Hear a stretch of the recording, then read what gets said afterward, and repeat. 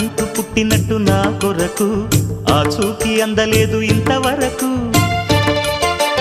వచ్చింది గాని ఈడు ఒంటి వరకు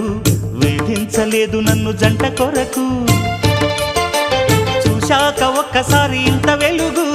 నా వంక రాను అంది కంటి కునుకు ఈ అల్లరి గారడి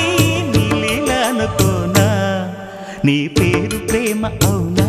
ఇవాళే నిన్ను పోల్చుకుందా